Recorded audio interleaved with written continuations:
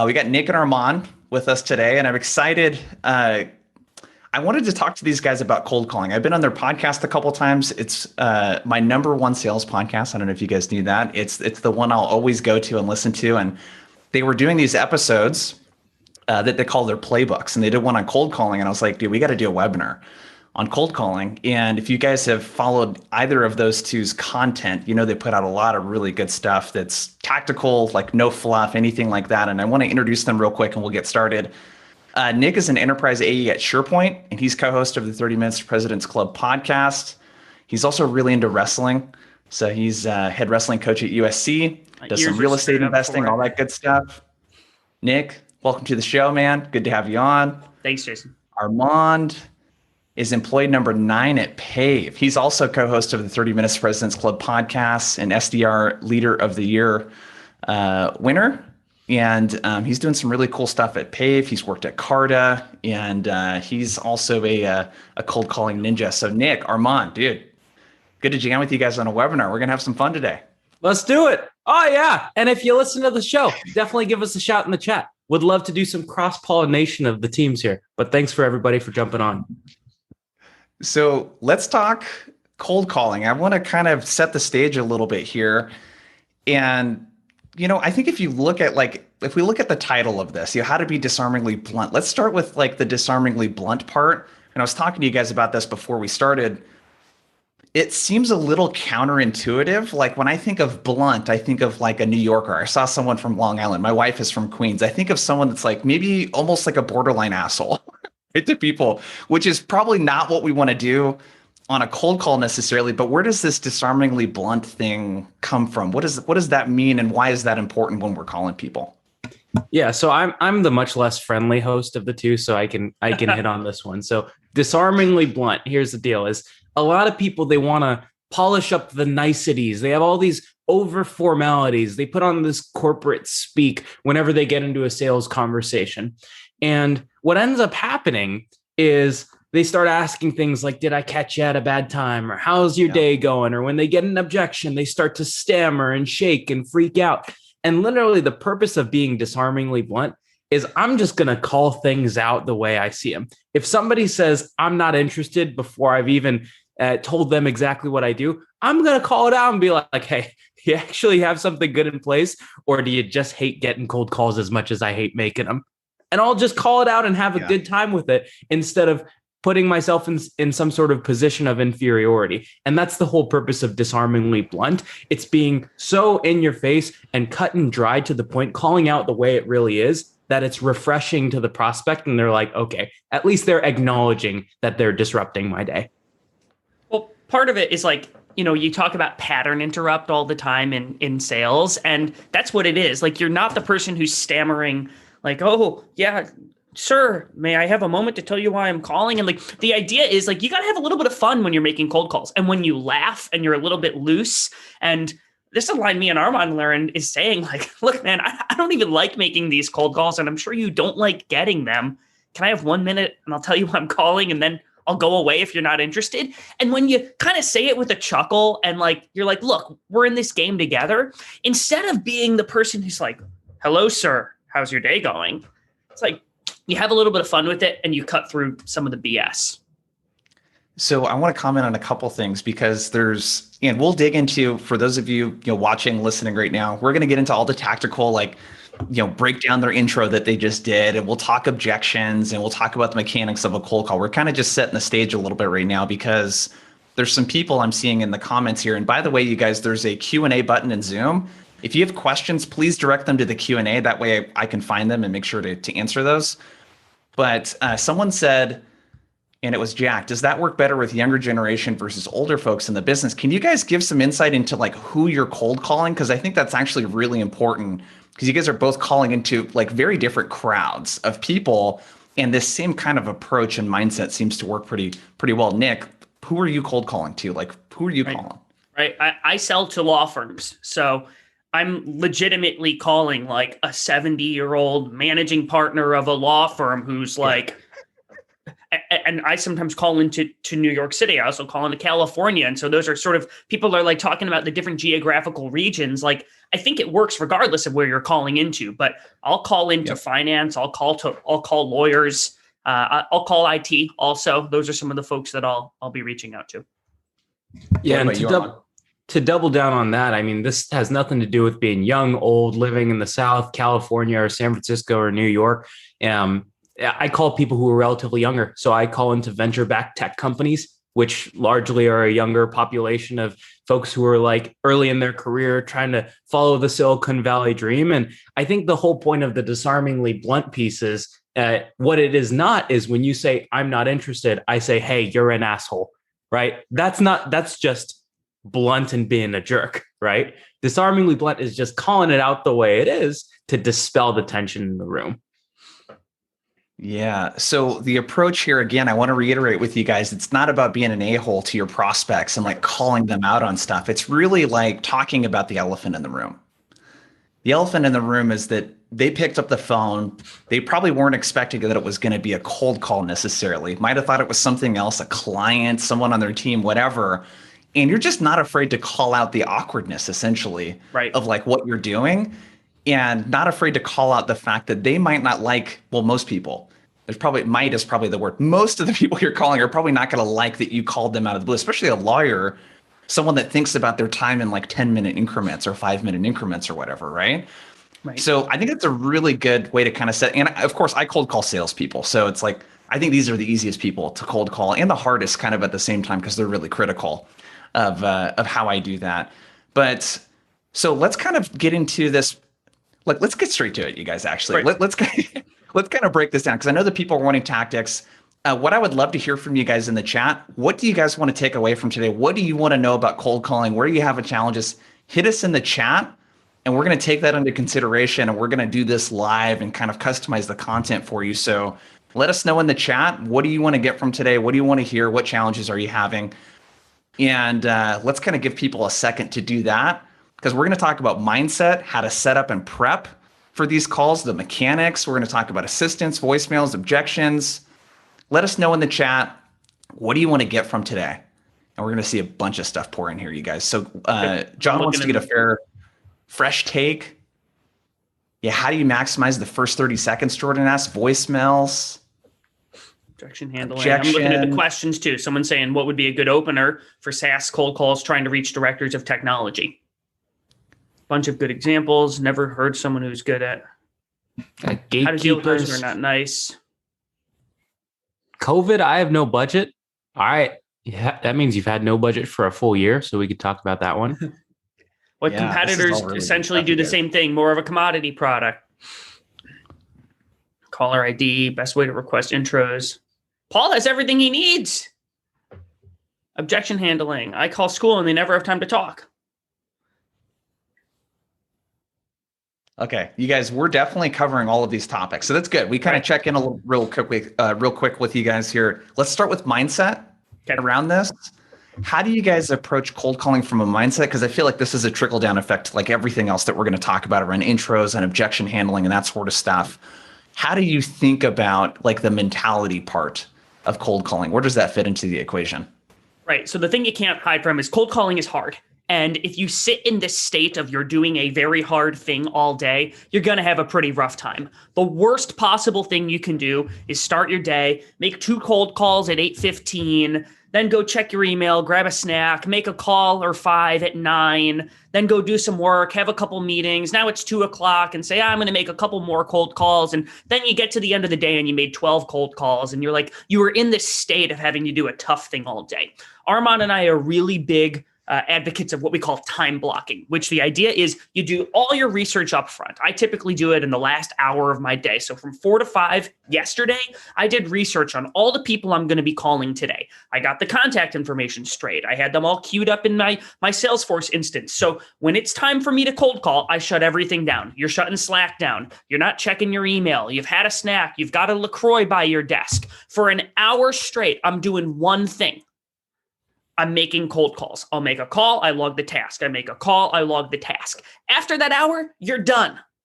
If you have a focused hour, you can probably make between 20 and 30 good cold calls and run the triple after, which is where you send them an email and send them a LinkedIn note immediately after, which definitely spikes your response. But the idea is you're not doing this tough thing throughout the whole day. You do it once, you move on. Yeah, so you're almost treating it like a really hard workout, right? That you would do and get it done like first thing in the morning. Is that kind of like, you hear the eat the frog thing a lot, right? You guys talk about that a lot. Is that sort of the mentality? This thing's really hard, but I'm going to rip it out first thing in the day and just like get it over with kind of thing.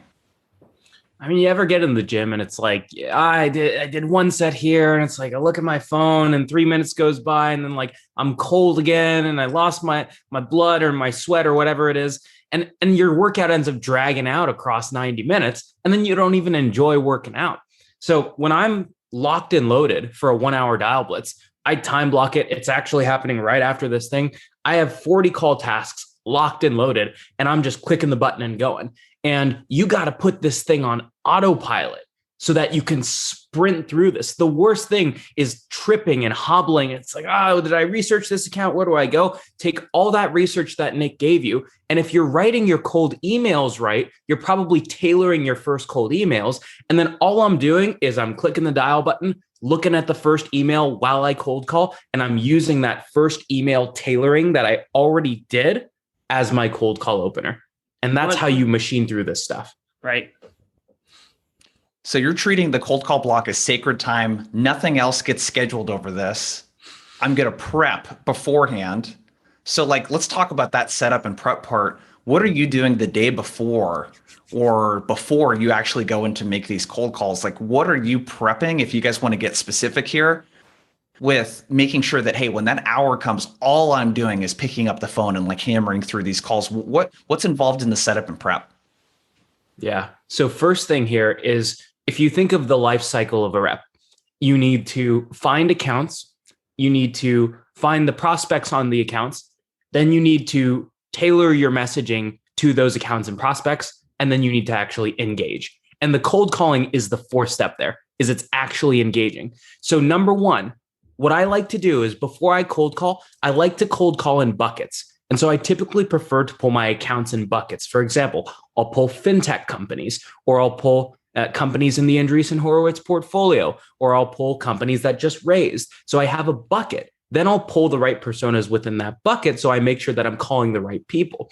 And then when I actually make my dials, what I'm going to do is I'm going to try to call through buckets. So if I can, I want to call in a row 10 CHROs of fintech companies. And then I want to call 10 head of talent acquisitions for fintech companies.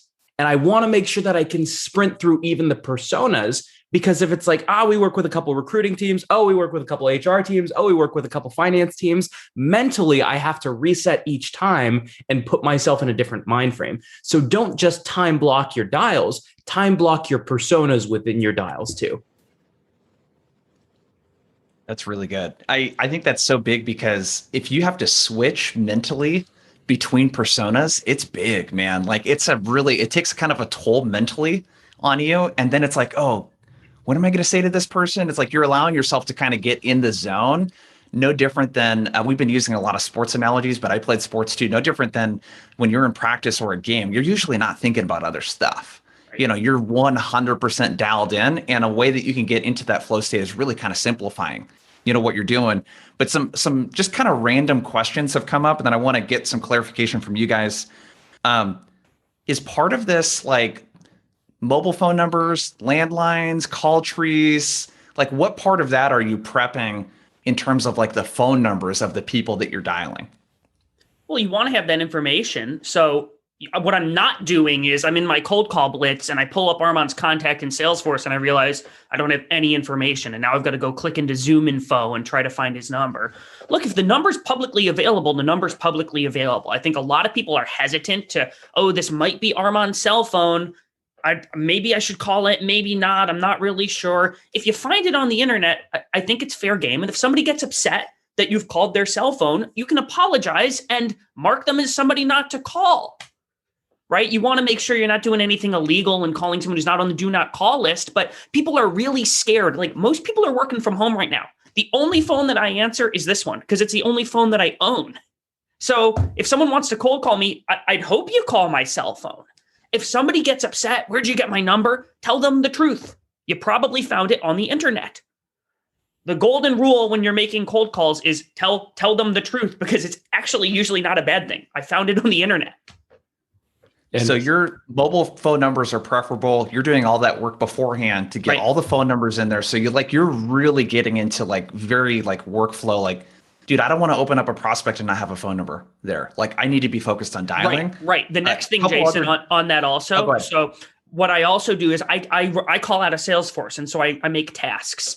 And what I do is most people will name their task something like follow up with Armand about X. And I see that task and I think, well, okay, what am I following up with Armand about? Have I talked with him before? What I actually do is I name my tasks, the first words that are going to come out of my mouth, especially if I've spoken with that person before. Armand, you and I talked last June and you told me you were in the middle of an office move and you wanted me to get in touch with you in April to talk about X. What I'm not doing is just saying follow. Now, if it's the first touch, you're naming it something different, right? I look at a couple key things. I call law firms. I look at how big is the law firm? What type of law do they practice? What's the persona that I'm calling? But those are sort of the three things. What I'm not doing is I'm not doing an hour and a half's worth of research into Armand to find out where he went to high school and, oh, he's got a corgi. It's a corgi. I better find a way to work that corgi into my intro when he picks up the phone. And then my brain blows up. Like, I think a lot of people over-research their cold calls, and you certainly don't want to like just spray and pray, but you need to find your like top three. Armand, you talk about this a lot. You look at your buyer triggers, reasons that you could be reaching out to this human being. When you find one, make the decision that that's going to be the reason I call. Spending an hour and a half researching Armand's puppy to come up with a clever phone opener, it doesn't really yield the result that I'm looking for because Armand might just be a jerk and he doesn't care how much research I did. And Armand, did you have something to add to that? I want to, before we get to the research, people are asking about, well, what time should you call? And it sounds like neither of you two, because people were asking, neither of you two use a dialer either. Right. You aren't sitting in front of the computer and it's just dialing for you. Like Nick, you're hammering out these calls. Like Armand, anything else structurally for you around what time you choose to do these calls? Like how you prep for them? Anything else you want to add before we get to that research component that Nick brought up? Yeah. So I know actually Nick does use a dialer. I don't. The reason is I need to hit on every single account and I don't have the luxury of like having a cold call open up and it's like, I don't know who this is. And because I have a somewhat smaller market and territory to work within. But in terms of the timing of the dials, here's the deal is you might get a 5% higher or a 5% lower connect rate by dialing at, I don't know, 4 p.m. instead of 9 a.m. Any of those moderate lifts in your connect rates or in people actually booking a meeting will be canceled out by the fact that at 4 p.m., you don't want to make cold calls. And I know you don't want to make cold calls. And so what I do is every single day, I cold call in the morning. So I wake up and I go in the morning. And then when I'm a little bit behind on my dials, what I'll do is once or twice a week, maybe I'll have an afternoon block just to make sure that I have a little bit of diversity in my timing. But I'm going to optimize for the thing that is going to make me most likely to cold call. And that is cold calling in the morning. And so first thing in the morning, when I wake up, clear out my inbox, I get in there for an hour. It's 9:30. If I've done a good dial blitz by the end from 8:30 to 9:30, I've cleared my inbox. I've hopefully booked a meeting, maybe two. And then I have from 9:30 to the rest of today for the rest of the day to do anything that is not cold calling, which is honestly how I'd like my life to be. I love this. You approach it much like, Tim Ferriss says the best diet is the one that you're most likely to follow. So you could do keto, but it's really, really hard. And it may not be the best for you because it's really hard for you to do on a consistent basis. So you guys are very much, which I love. What are you going to be most consistent with on a day-to-day basis? And it sounds like getting that done first thing in the morning and then having some afternoon time for overflow. I 100% agree with that. And Nick, you sort of alluded to the research piece. And you guys, we're about to get to like the intro and the structure of the call here in a second, but this is going to drive that piece for those of you guys that are hanging on here. Armand, research-wise, what level of research are you expecting to do prior to picking up the phone and calling to someone? What goes into that part? Definitely. So I go pretty programmatic on this. So this is something that you might need some notes on. But basically, I tier out my accounts into my A's, B's, and C tier accounts. Okay. My C tier accounts are only going to get bucket level tailoring. And what I mean by that is that's only going to be the category of accounts that I pull. For example, my C tier accounts are going to be like, hey, we work with a couple of Andreessen Horowitz portfolio companies, or hey, we work with a couple of fintech companies. Literally, as I'm pulling my list, they fall into some sort of moderate tailoring, right? My B tiers are going to get company level tailoring, which means going back to Nick's point about buyer triggers, figure out for your sale, what is it that makes a company buy your product? For me, for example, if they've been growing over 25% year over year, if they're over 150 employees, and if they've raised in the last 2 years, to me, I know that's at least a solid B tier account, right? And I'm literally going to go and look for those 3, 4, 5 buyer triggers. And when I find 2, I'm going to stop.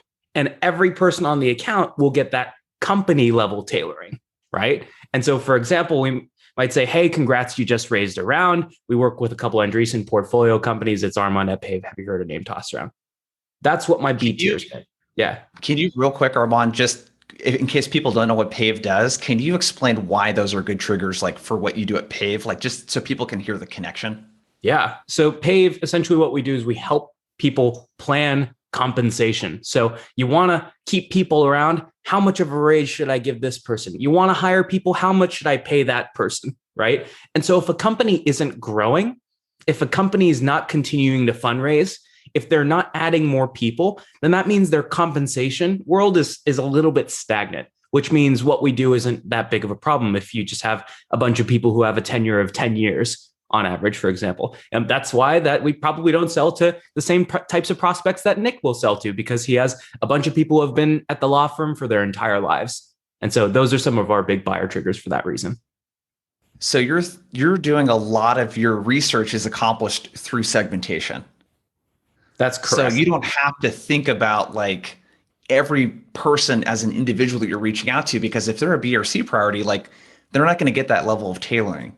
And you're looking at it like, I only have so much time in the week. You're making about what, 5 to 7 hours of cold calls per week. It sounds like something in that range.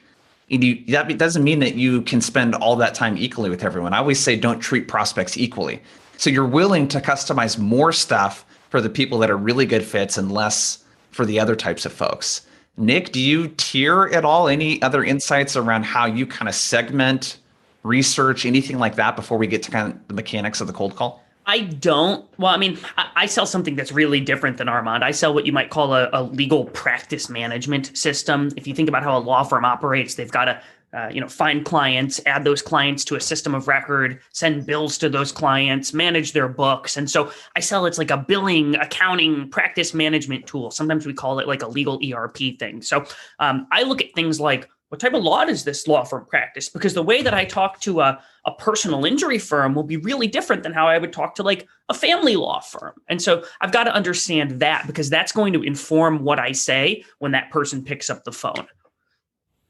So that's part of your segmentation then too, is thinking of like their use case and the problem it's going to solve for them. And like, I need to tier that kind of out too. Right. So again, that you can get into a rhythm. And just because people are asking this too, one thing I forgot to ask you guys was, and I know it's different for everyone, but how do you determine, like you're reaching out to one person at the company at a time? Like, how do you determine how many different people, or if it's cross department, like how do you think about the kind of like account planning stage of who you're going to prospect to and how many of those people?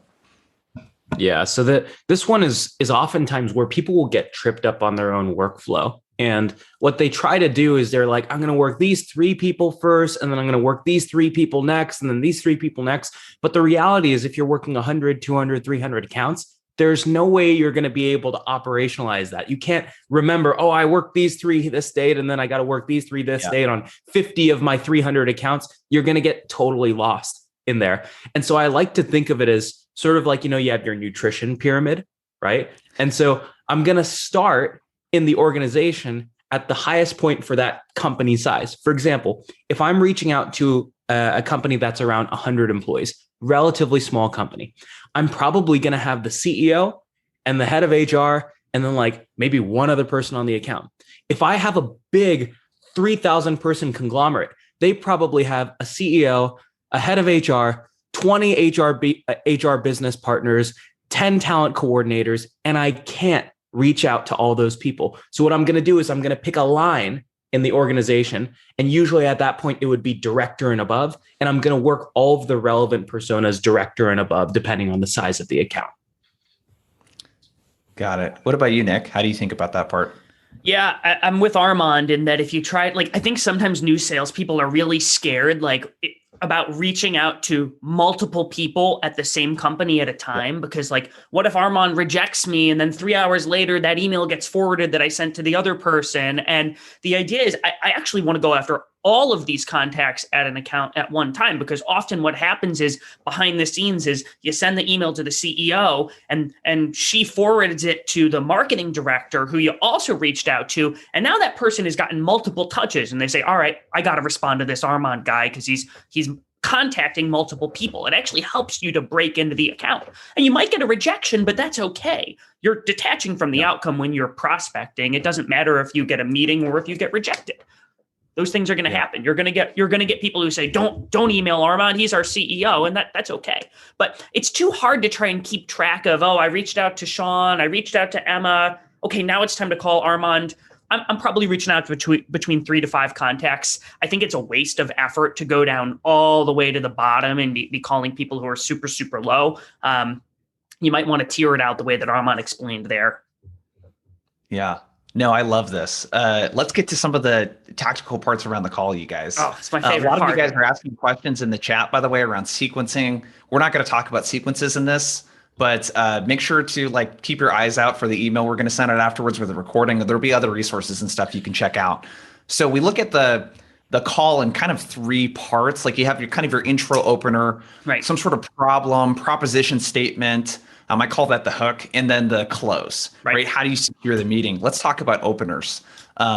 Nick, let's go ahead and start with you. Right. How do you think about the opener? What are some examples of what that sounds like? Let's give the people what they came for here. Let's give them what they came for. So most salespeople, when they start cold calling, they lean on 1 of 2 things. They say, hey, how's your day going? And you can't honestly tell me that when you cold call Jason Bay and then you're going to cold call 70 other Jason Bays that week, you care how each individual day is going of those people. So you're already leading with dishonesty when you say, how's your day going? Because they know you don't really care. You're trying to get a meeting.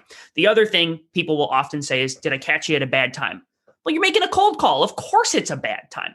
So here's the way that I think about it. When you call somebody who is not expecting your call and they pick up the phone, they immediately need to know a couple things. Who is this person? Where are they calling from?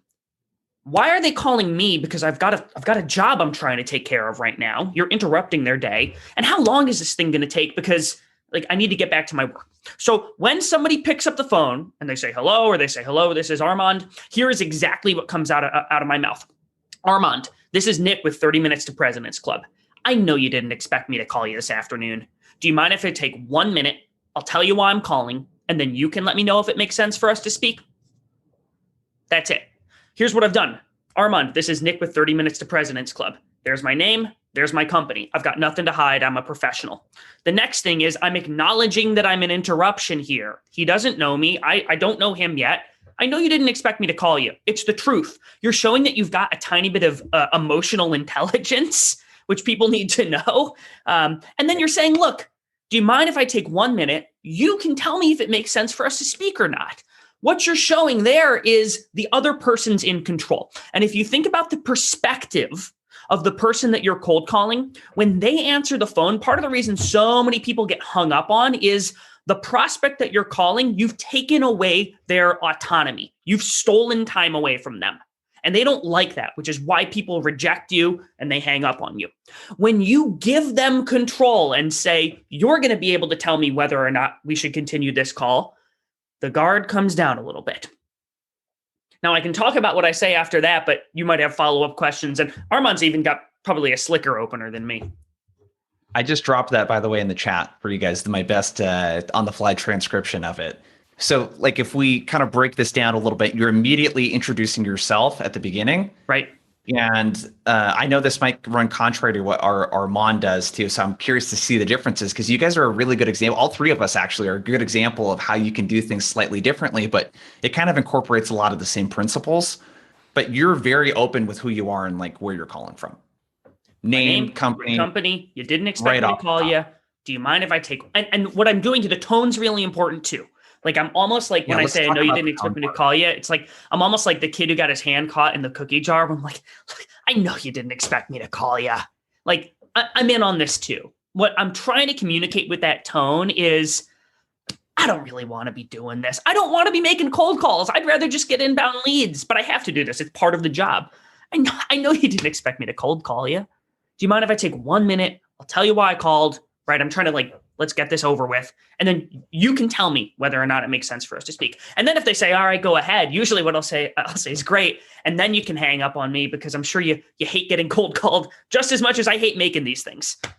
And then they laugh and I'm like, yeah, really, my boss is forcing me to do this, right? I'm throwing my boss under the bus a little bit. That's sort of the disarmingly blunt thing. The truth is I don't like doing this. That's why I'm doing it in an hour sprint.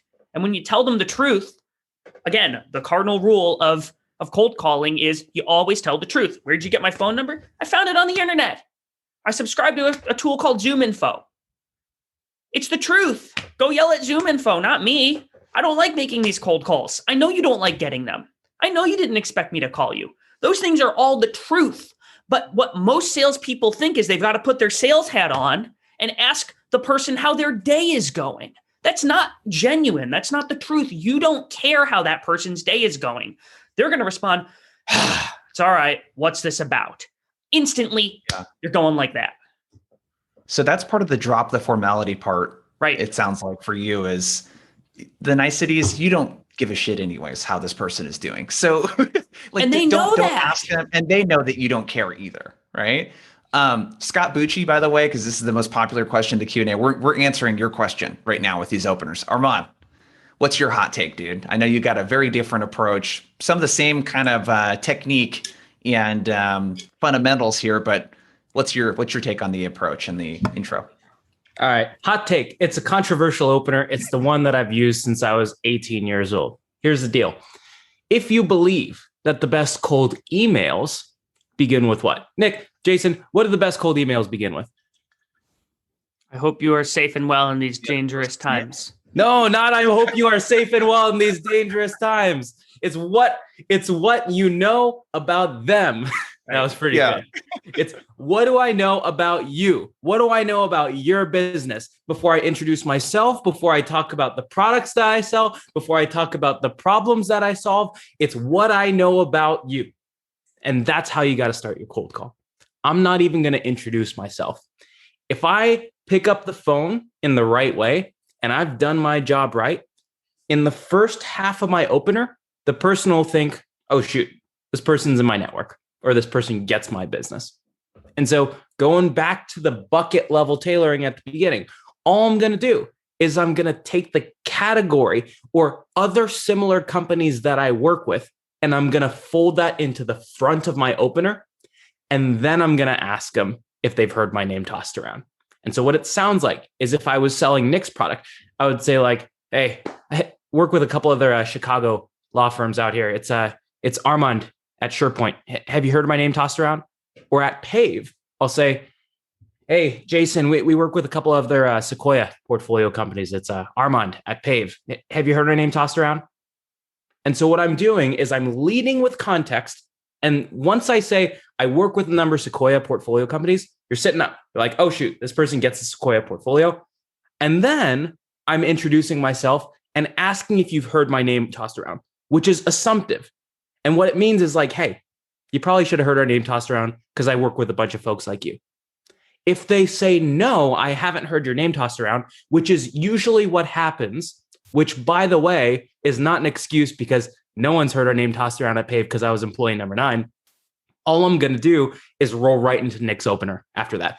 Well, shoot, I'm sure you hate getting cold calls. Can I get 27 seconds to tell you why I'm calling and then you can hang up on me then? Is that all right? If they say yes, I don't actually have to pitch. I can just say, shoot. Like, look, honestly, that means we probably screwed something up. We'd normally be working with a company with you all, like you all by now. What'd you hear? And that's the opener. Heard the name tossed around, roll into the permission-based opener. Right. Love it. I dropped that in the chat for you guys as well. So a key here, it sounds like, is you need to bring some element of familiarity immediately into the call. Like the first 5 seconds need to have some sort of element of familiarity. If it's not a portfolio company with the same investor, I want to dig into this because people might not have that. What I caught from you there is like maybe throwing around similar companies that you've worked with or some sort of geography. Is there any other ways that you can bring familiarity in?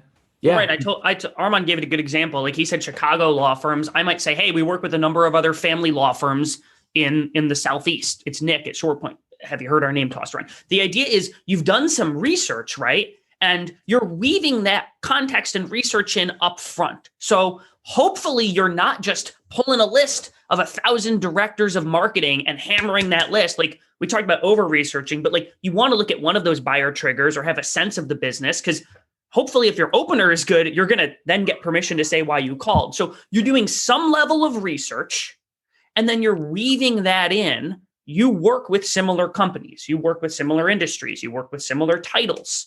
And so you're doing something to get them to say, all right, this dude is not just trying to sell me a car warranty.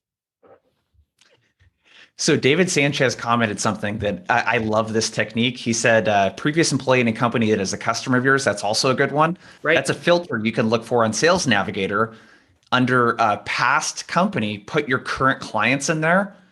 And I never thought of opening the call with the first sentence being, hey, Armand, notice you used to work at ABC Company, who's a customer of ours. Have you heard our name tossed around or heard my name tossed around? That's actually probably the most powerful one you can get is if you can say like, hey, we work with Uber. I know you used to work there. Have you heard our name tossed around? There's no way they're not going to take that call. Right. Yeah. There's so many variations of that you can do too. And Sales Navigator, you guys, we don't have time to talk about it today, but that is a gold mine of finding these kind of things. Okay, so let's get to this next part. So we have intro. And by the way, I'm curious from you two, what percentage, if you had to guesstimate, how many people say, yeah, go ahead. You got 30 seconds. How many people say yes versus people that say no? In my last 2 weeks of dialing, I had one person say, after I said, can I get 27 seconds? They said, I'm not interested. And I was like, do you know what we do? But the vast majority of people will actually give you the time of day if you use the permission-based opener the right way. Right. I'm probably saying 85% of the people will say, all right, you got a minute. Or they'll say, hey, I'm about to go into a Zoom meeting. I'm sorry. I thought you were the Zoom calling me. I can't take your call. And I say, no problem. I'll call you another time. And then the next time that they answer the phone, you say, Armand, this is Nick with 30 Minutes of President's Club. You and I spoke on Tuesday and you were about to go into a Zoom meeting and you said that I should call back at a different time. Do you have 27 seconds now? And then you can hang up on me. Yeah. Like the idea is then we've spoken before. You know me. We've connected before. And then at the very least, I'm like, wow, this guy's persistent. He cares. So I love that. So Nick, the problem, the proposition statement, the hook, the value, the pitch, whatever you want to call it, right? So they give you an opportunity. They give you 30 seconds. They give you a minute. How do you think about structuring what you say next? What does that look like, sound like? This is where most salespeople screw it up. You cold call enough, you ask enough people how their day's going, or is this a bedtime? People are eventually going to give you permission if you just hammer it. You get a lot more people say yes when you use one of these openers, but most salespeople then go right into the stuff that they learned at boot camp, and they're gonna give the prospect their value proposition, or they're going to tell them that we're the leading provider of X. And honestly, I don't really like the value proposition because it has nothing really to do with the other person in my mind. I don't even really ask them a question. What I'm doing is I lean on what I call a problem proposition, which might sound something like, Armand, the reason I'm calling you, I've spoken with a couple of other X, insert the title that person is, who have been frustrated, stressed, anxious, troubled. I'm saying a word that sort of indicates pain and then I'm saying a very specific problem that we solve. that my company solves. I'm calling you about something that makes that problem easier, and I'm wondering if you'd be open to learning more when I'm not cold calling you out of the blue. So what I'm not saying is, hey, we're the leading provider of X and I'd like to schedule a meeting with you. What I'm doing is I'm saying I've spoken with a couple of other people who are like in your role who have been dealing with a problem. And I'm calling you about something that makes that problem go away. Are you interested in learning more about that? Not now, because I've interrupted your day, but when I'm not cold calling you out of the blue. Because I'm trying to pull out a couple things here. One, if they don't have that problem, okay, we probably can't help them. Two, if they're not interested in solving that problem, all right, well, then there we go. No meeting. So what I'm doing is I'm saying, basically, do you have this problem? I've spoken with a couple of other people who are in your role who are dealing with the problem we solve. I can help that problem go away. Would you like to talk with me about making that problem go away? If the answer to do you have the problem is no, okay, probably not a fit. If the answer is don't want to make that problem go away, it might not be big enough, which means I might need to call them next quarter with a different problem in mind because you hopefully solve for more than just one thing. Can you give that line again at the end? I think is brilliant. I've used this a lot too after hearing it from you guys, that call to action. Right. So it might be something like Jason. I've talked to a couple of other account executives who have been kind of frustrated with trying to find phone numbers for the people that they're trying to call. I'm calling you about something that makes that problem a little bit easier. And I'm wondering if you'd be open to learning more when I'm not cold calling you out of the blue. The laugh's really intentional. You can hear like it's the exact same cadence that comes out every time. Would you be open to learning more when I'm not cold calling you out of the blue? And the way that you do that, you've got to, we've done the working out analogy forever, but you've got to practice that again and again and again. I probably look like a crazy person when I'm walking around Pasadena, California, where I live on the streets. I say that again and again and again and again to myself so that when I'm in the moment and there's a real live person who's on the call who could get angry at me, like it just comes out automatically. Yeah. I love that line. I'm wondering if you'd be open to learning more, when I'm not cold calling you out of the blue in the middle of your day here. Well, the idea is you're taking away the pressure of now. A big part of the reason you get hung up on is you're actually interrupting that person when they're trying to put something together for their boss, and they're stressed and really focused on that. And if you and you're also showing, I'm going to respect your time because I'm asking, do you want to learn more? I'm going to go away after this. We could schedule time at your convenience, but I'm not trying to now ask you a question. How are you getting that done today? Yeah. Armand, what about you, man? How do you structure this next part of the call once the person says, yeah, you got 27 seconds. What's up? Yeah, you got 27 seconds. I'm very similar. Here's the key is you have to be dangerously specific about the problem that you're describing. When you talk about the problem that you solve for your customers, you should actually get a good laugh about it because you make it seem so ridiculous that they're doing this process today. For example, if I go back to Pave, we help companies plan their compensation. One of the hard things about planning compensation is you need to understand how much do they get paid, how much equity do they have, how are they performing as an individual, what's their bonus plan, what's their commission plan, and those things can live in 4 or 5 different systems. And so you have to pull all of those systems in one place, which means you're very deeply buried in spreadsheets, right? And so what my opener sounds like, or what my problem proposition sounds like rather, is like, hey, look, the reason that I call is usually when I'm talking to a people ops leader like you is you're about to take a Tums because you're getting an ulcer from your 315th performance spreadsheet right now. And it's a complete nightmare to plan your merit cycles. We integrate with your performance, your salary, your bonuses, your equity. So you never have to build one of those nonsense spreadsheets again, and you can put the thumbs down. Is that even moderately interesting? And that's it. I'm not even really talking about the product that I have. I'm literally just saying this is the worst problem in the world. You get a pretty good laugh on the other line. And I just say, hey, I solved that problem. Is that even moderately interesting for you? And it's probably moderately interesting.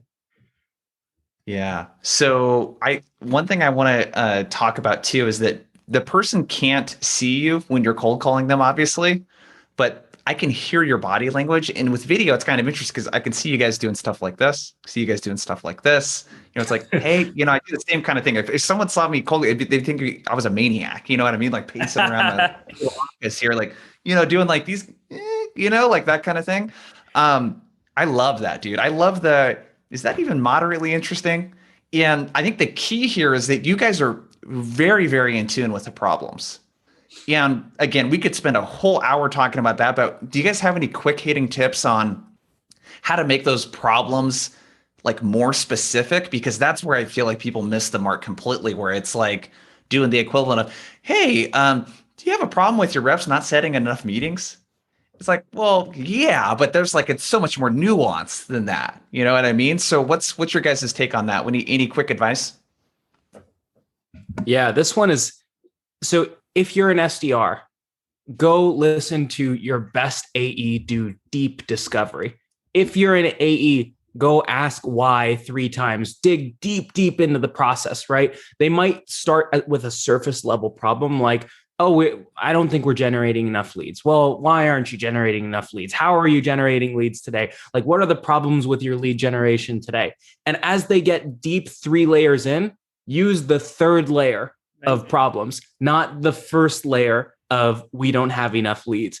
Everything in the world saves time, saves money, or prevents you from getting sued. You have to get much more specific than those 3 things. So dig 3 layers beyond that. Right. I mean, talking about saving time and saving money, it instantly puts you in like the telemarketer bucket. And so you're calling about a very specific problem. I love what you said, Armand, about asking why again. Okay, you don't have enough leads. Why? Oh, okay, you can't find phone numbers. Why? Like, what's going on here? And so when you go deeper, and there's a fear, I think, that a lot of salespeople have that they're going to be too specific and like the problem's here and they miss it a little bit. But the thing is, if you even get close, like one, if you're too general, they just tune you out. And if you get super specific, but you miss their problem, like you're adjacent to the problem in what you described, you're probably close enough. But then at least you can call them a couple months later and then say the problem a little bit differently, or say a different problem even. So when in doubt, go too specific, because if you go super specific, they might even ask you a follow-up question like, wait, what do you mean? Which gives you then permission to explain more. Yeah, the one thing that I say that works well is I'll be like, when I talk to sales directors, the one thing I hear them complain about is like when their reps open up their sales engagement tool and they see job titles with VP or chief something, and they tend to skip those tasks because they're too afraid to call them. And they're like, oh, that's like really specific for them. Right. Okay, we got 10 minutes. We got to get to the objections too. So let's kind of get to the really obvious ones. So what if someone right then you do your pitch, they said not interested?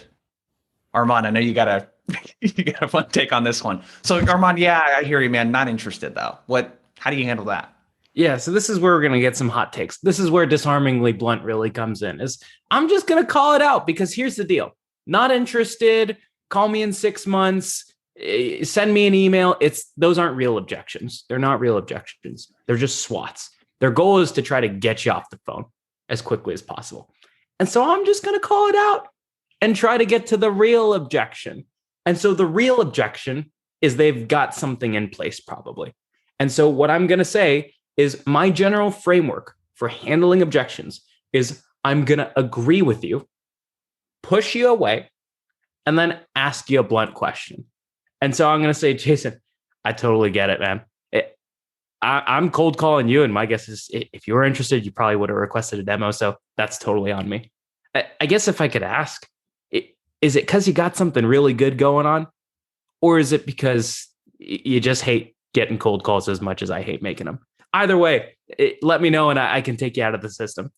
And you'll get a good laugh and they'll tell you the actual objection, which is, oh, we have this solution in place. Oh, we don't have this going on until the next 9 months down the road. And then you can handle that objection instead of trying to throw I'm the leading provider of lead routing software down their throat when they say I'm not interested. Yeah, you guys, I'm not going to have time to transcribe these. The recording will be sent out to you, and trust me, you'll get to listen to this over and over and over again if you want. So I'm glad you made that clarification to Armand that this is like any shallow kind of objection where they just give you a total BS answer. This works. Nick, what about you? Well, yeah. So like, here's a trap a lot of people get caught in. Send me an email. Oh, awesome. Okay, you hang up the phone. Now I go put together like a 30-minute email. I'm hyperlinking things. I attach 2 case studies, and then I hit send on Jason's email. and he immediately puts it in the trash. And send me an email is also sort of a SWAT. And so sometimes, like 10% of the time, like they're legitimately interested. But what you should never do is just like agree, hang up, and send the email. So yeah, it's a brush off, right, Jack? What you want to do there is, again, roll into the disarmingly blunt. And what I lean on is, if you sense it, say it. If you feel it in your gut, you're in sales. Hopefully you have a little bit of emotional intelligence. So if Armand tells me, yeah, man, send me an email and I'll take a look. You say something like, Armand, can I ask you a sort of awkward question? Okay, well, Armand's like, yeah, what's going on? I've been making a lot of these cold calls, and a lot of people ask me to send them an email, and a lot of times I spend time putting something together, and it's really just their polite way of saying they're not really interested in my sort of lame cold call. Am I completely off base with that? What happens is, if they're legitimately interested and want an email, they'll be like, no, man, you're good. Don't worry about it. And if they're not interested, you've thrown yourself under the bus so much. Like, I think sometimes, again, we talk about putting the sales hat on. Sales people think they've got to be like charismatic and good looking and super personable, which Armand and I really aren't either of those things. At least I'm a little good looking. Sorry, Armand. I'm just teasing you. And so what happens is, when you go the complete opposite that, and you're like this, you're confident when you do the opener. Oh, Kelly said Armand's good looking too. There you go. Thanks, Kelly. He's only a light switch away. Someone's right. I did steal my girlfriend's ring light for this, so it's right there. That's why I look good. Look at what Derek said in the chat. I don't have good lighting. I need a ring light. Oh my gosh. Sorry. Okay. So what happens is, when you turn yourself into the salesperson who's like, oh, I've been making a lot of these cold calls and I feel kind of awkward. Like, they want to rush in and save you. It's called the humbling disclaimer. Like, I feel really bad. I don't want to waste my time or yours. Can I be direct with you? They'll jump in and save you. No, man, I'm just like, what you said wasn't really interesting, or we've got something in place, or we're about to move offices, and so I can't even think about this stuff. You've gotten to the real objection. You're not just taking it at face value. That's part of it also. When you get swatted, you can't just take it at face value. Another example, Armand, you handle this really well. I'm in a meeting. You called me. I'm in a meeting. What do you say to that, Armand? It amazes me. Has anyone, if you're in the chat and you've answered your phone during a meeting, please say so, because I would love to understand why in the world you answer your meeting. But I've never answered my phone in the meeting. And so what I usually say is, again, I'm going to sort of agree with them, push them away, and be like, here's what it sounds like. Whoa, Nick, thanks for taking my call. I guess since I at least interrupted your meeting now, I'd hate to call you in the middle of another one. Can I give you the 27-second spiel so I never interrupt another meeting again, and then you can hang up on me forever? Is that all right? What's up? I saw somebody, I saw this on LinkedIn. Somebody's response to that was, oh, well, will you put me on speakerphone so everybody can hear me botch my pitch? And the person laughed. They put him on speaker and they got the meeting. I forget who it was, but oh yeah, it's disarmingly blunt. Look at that. Most people are like, I'm so sorry. Oh my gosh, could you please send me a detailed schedule so I never interrupt your day again? Or I'll take you off my list. No, you answered the phone in a meeting. Put me on speaker. I want the whole team to hear me fail. Let me give them a laugh. One thing I want to point out too is that, I used to do stand-up comedy and the same kind of thing, and I was all right, no Kevin Hart for sure. I think, but when you tell a joke and people don't laugh, if you can be like, oh, I must have really missed on that one, and then people kind of chuckle, you're giving them permission to oh, okay, the pressure's off. They know that that wasn't funny and that you missed. And in a way, you guys are kind of doing that, where it's when you say I missed, or hey, it sounds like I might have missed here, you're giving them permission to be way more candid with you. And no one wants to see another person fail usually.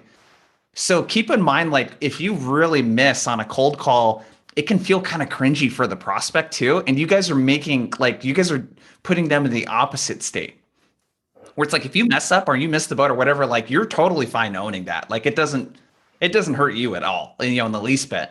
You guys, we got about 2.5 minutes here. I want to make sure that you guys have some time to where can people check out? This was awesome, by the way. I learned a lot. I can't wait to piece this up into some LinkedIn videos, but I want to drop in a link here for you guys. Nick and Armand have a whole podcast that's awesome. And there's a specific episode I dropped into the chat on cold calling that's got even more nuggets in it. But you guys, this is freaking awesome. Like anything you want to leave us with, where do you want people, where can people go to check you out and like your content and get more stuff? Yeah, I mean, this is so much fun. And what a freaking chat room you have here. An amazing group we had on today. We would love it if everybody shot us a connection request, shot us a DM on LinkedIn, because every week we try to post some actionable takeaways on LinkedIn. So I'm the only Armand Farouk. I think Nick is the only Nick Sigelski out there. We have some weird names. So definitely add us on LinkedIn and listen to that cold calling episode on 30 Minutes to President's Club. Jason has an awesome podcast. We've had him on a couple times too. So definitely go check out his episodes on 30 MPC as well.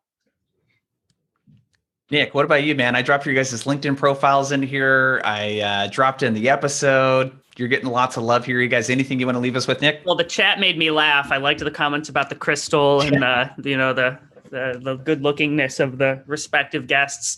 But I accept all the LinkedIn requests that I get. But it would really warm my heart if somebody put something like a note, you heard me on this webinar and something you took away. The only LinkedIn requests I don't accept are when people are trying to sell me leads in the connection request. So yeah, or Bitcoin. But no, this was a blast, man. I would love to do this again. This gave me so much energy. I had a lot of fun.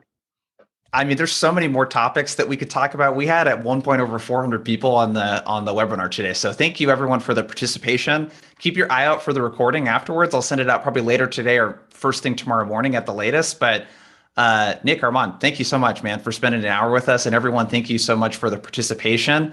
And have a good rest of your day, guys. Thanks, everybody. Talk to you later. Cheers. See ya. Later. Yeah, later, everyone.